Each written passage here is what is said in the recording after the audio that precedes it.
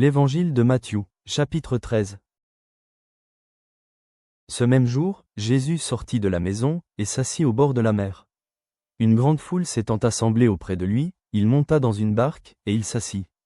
Toute la foule se tenait sur le rivage. Il leur parla en parabole sur beaucoup de choses, et il dit, un semeur sortit pour semer.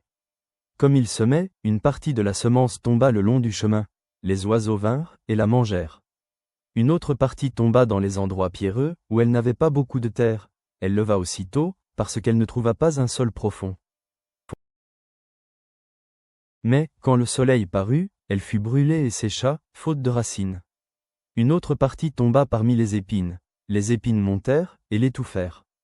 Une autre partie tomba dans la bonne terre, elle donna du fruit, un grain 100, un autre 60, un autre 30. Que celui qui a des oreilles pour entendre entende. Les disciples s'approchèrent, et lui dirent, « Pourquoi leur parles-tu en parabole ?» Jésus leur répondit, « Parce qu'il vous a été donné de connaître les mystères du royaume des cieux, et que cela ne leur a pas été donné.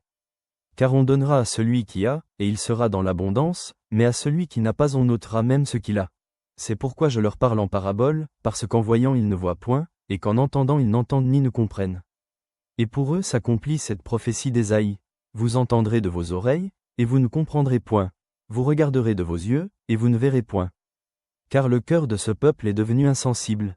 Ils ont endurci leurs oreilles, et ils ont fermé leurs yeux, de peur qu'ils ne voient de leurs yeux, qu'ils n'entendent de leurs oreilles, qu'ils ne comprennent de leur cœur, qu'ils ne se convertissent, et que je ne les guérisse. Mais heureux sont vos yeux, parce qu'ils voient, et vos oreilles, parce qu'elles entendent. Je vous le dis en vérité, beaucoup de prophètes et de justes ont désiré voir ce que vous voyez, et ne l'ont pas vu, entendre ce que vous entendez, et ne l'ont pas entendu. Vous donc, écoutez ce que signifie la parabole du semeur. Lorsqu'un homme écoute la parole du royaume et ne la comprend pas, le malin vient et enlève ce qui a été semé dans son cœur. Cet homme est celui qui a reçu la semence le long du chemin. Celui qui a reçu la semence dans les endroits pierreux, c'est celui qui entend la parole et la reçoit aussitôt avec joie. Mais il n'a pas de racine en lui-même, il manque de persistance, et, dès que survient une tribulation ou une persécution à cause de la parole, il y trouve une occasion de chute. Celui qui a reçu la semence parmi les épines, c'est celui qui entend la parole, mais en qui les soucis du siècle et la séduction des richesses étouffent cette parole, et la rendent infructueuse.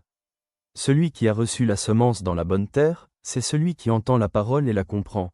Il porte du fruit, et un grain en donne 100, un autre 60, un autre 30. Il leur proposa une autre parabole, et il dit, « Le royaume des cieux est semblable à un homme qui a semé une bonne semence dans son champ. Mais, pendant que les gens dormaient, son ennemi vint, sema de l'ivraie parmi le blé, et s'en alla. Lorsque l'herbe eut poussé et donné du fruit, l'ivraie parut aussi. Les serviteurs du maître de la maison vinrent lui dire, « Seigneur, n'as-tu pas semé une bonne semence dans ton champ? D'où vient donc qu'il y a de l'ivraie ?» Il leur répondit, « C'est un ennemi qui a fait cela. » Et les serviteurs lui dirent, « Veux-tu que nous allions l'arracher ?» Non, dit-il, de peur qu'en arrachant l'ivraie, vous ne déraciniez en même temps le blé. Laissez croître ensemble l'un et l'autre jusqu'à la moisson, et, à l'époque de la moisson, je dirai au moissonneur, « Arrachez d'abord l'ivraie, et liez-la en gerbe pour la brûler, mais amassez le blé dans mon grenier. »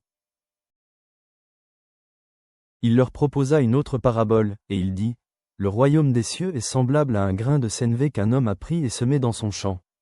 C'est la plus petite de toutes les semences.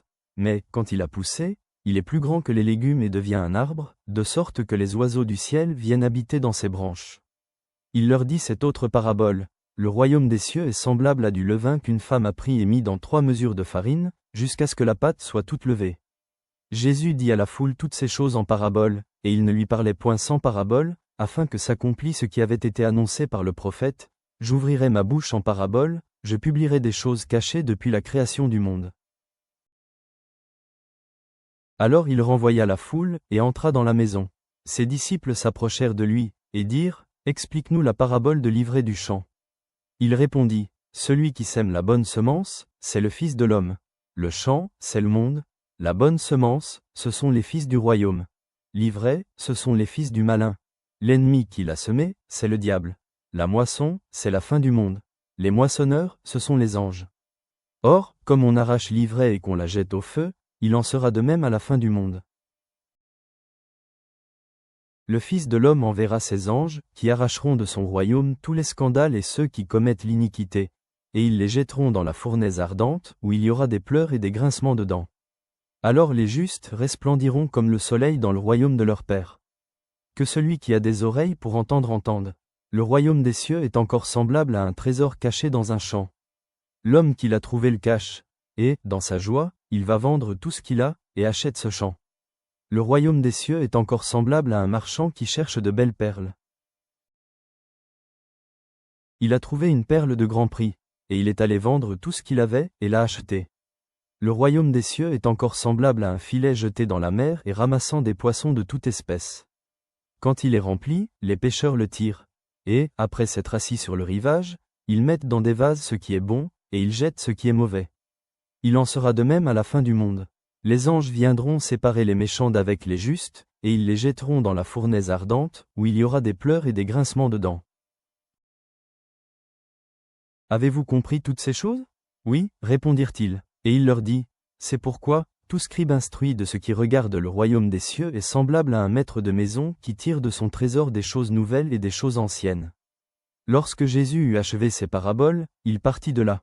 S'étant rendu dans sa patrie, il enseignait dans la synagogue, de sorte que ceux qui l'entendirent étaient étonnés et disaient, d'où lui viennent cette sagesse et ces miracles? N'est-ce pas le fils du charpentier? N'est-ce pas Marie qui est sa mère? Jacques, Joseph, Simon et Jude, ne sont-ils pas ses frères? Et ses sœurs ne sont-elles pas toutes parmi nous? D'où lui viennent donc toutes ces choses?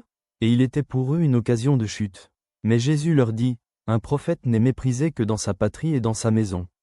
Et il ne fit pas beaucoup de miracles dans ce lieu, à cause de leur incrédulité. Semeur céleste, nous te remercions de planter ta parole dans nos cœurs. Préserve-nous de la distraction et renforce nos racines dans la foi. Puissions-nous porter des fruits centuplés en amour et en obéissance. Utilise-nous pour répandre le message de ton royaume loin et large. Au nom de Jésus, Amen.